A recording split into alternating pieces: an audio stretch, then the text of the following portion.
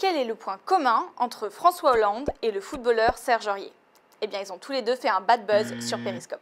Periscope, c'est une application de live streaming qui vous permet de filmer et de diffuser des vidéos en direct. Créée en 2015, la start-up a été rachetée dans la foulée par Twitter pour un montant estimé entre 50 et 100 millions de dollars. Dans cette vidéo, on va passer en revue les différentes fonctionnalités de l'application et puis on vous donnera aussi quelques conseils de bonne pratique. Si vous ne tenez pas à vous mettre en scène, vous pouvez utiliser Periscope comme une télé. Il faut bien avouer qu'en termes de contenu, il y a un peu à boire et à manger et vous trouverez probablement des utilisateurs qui annoncent clairement qu'ils s'ennuient et lancent un direct pour le plaisir de discuter avec des inconnus. En cliquant sur le globe en bas de l'écran, vous trouverez la liste des diffusions à travers le monde. Les points rouges sur la carte indiquent les directs en cours et les points bleus, les diffusions récentes. Et rien que ça fait voyager. Maintenant, si vous avez une idée précise de ce que vous voulez regarder, Periscope permet de rechercher des comptes ou des thématiques par mots-clés ou par lieu de diffusion. Un autre moyen de ne rien louper, c'est d'utiliser Twitter.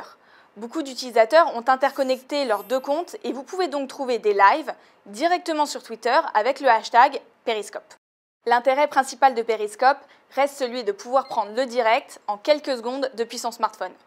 On vous conseille de permettre la géolocalisation pour apparaître sur la carte du monde, mais aussi d'activer la publication sur Twitter qui autorise Periscope à tweeter automatiquement pour avertir votre communauté que vous êtes en direct. Votre public pourra alors liker votre vidéo ou poster des commentaires ou des questions qui apparaîtront sur la gauche de votre écran. Celui qui diffuse ne peut en revanche interagir avec son audience que par l'oralité. Que se passe-t-il après le direct? Eh bien, bonne nouvelle, par défaut, il est disponible 24 heures sur Periscope et vous pouvez aussi l'enregistrer dans la galerie photo de votre téléphone. Votre travail n'est donc pas perdu. Pour les journalistes, Periscope est un outil parfait pour les breaking news. L'application permet d'être hyper réactif et s'inscrit parfaitement dans la philosophie du Mojo ou journalisme mobile. L'application a notamment fait parler d'elle en mars 2016 pendant les attentats de Bruxelles. Quelques minutes après les explosions, de nombreux anonymes se sont mis à diffuser des images en direct pour rendre compte de ce qui se passait autour d'eux.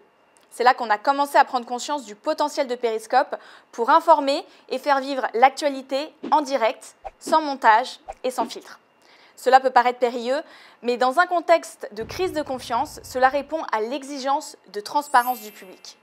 Bon, assez de théorie, voici nos 3 conseils avant de passer à la pratique. Connectez votre compte Periscope à votre compte Twitter pour gagner en visibilité. Géolocalisez-vous et surtout, avant de démarrer la diffusion, mettez un titre à votre direct. Inutile de préciser qu'il vaut mieux choisir un titre explicite pour attirer l'attention du public. Si vous êtes journaliste, pour gagner en crédibilité, pourquoi ne pas indiquer le nom de votre média? Sur Periscope, faites du Periscope. Déjà, commencez par tourner en mode portrait. Pourquoi? Eh bien parce que naturellement, on tient son portable à la verticale. Quand vous filmez, n'oubliez pas que les commentaires s'afficheront en bas de votre écran. Donc veillez à centrer votre sujet sur les 2/3 supérieurs de votre mobile. Pour dynamiser votre direct, vous pouvez basculer entre la caméra avant et le mode selfie en tapant 2 fois sur l'écran. Periscope ajoute de temps en temps de nouveaux outils originaux. On vous recommande particulièrement la fonctionnalité Esquisser qui vous permettra d'ajouter des dessins éphémères sur votre flux. Tourner en mobilité ne veut pas dire baisser en qualité. Selon l'événement que vous êtes amené à diffuser, prenez du matériel complémentaire comme un trépied ou un peu d'éclairage. Beaucoup de vidéos sont plutôt brutes sur Periscope, donc les journalistes et professionnels des médias peuvent faire la différence en ajoutant un commentaire ou un décryptage. Dans la mesure du possible, écrivez la trame de votre vidéo à l'avance. N'oubliez pas que beaucoup arriveront en plein milieu de votre direct, donc vous devez réussir à retenir leur attention et vous pouvez rappeler de temps en temps votre sujet pour qu'il ne soit pas perdu. Et surtout, n'oubliez pas, pour séduire un public, rien ne vaut l'authenticité et la spontanéité.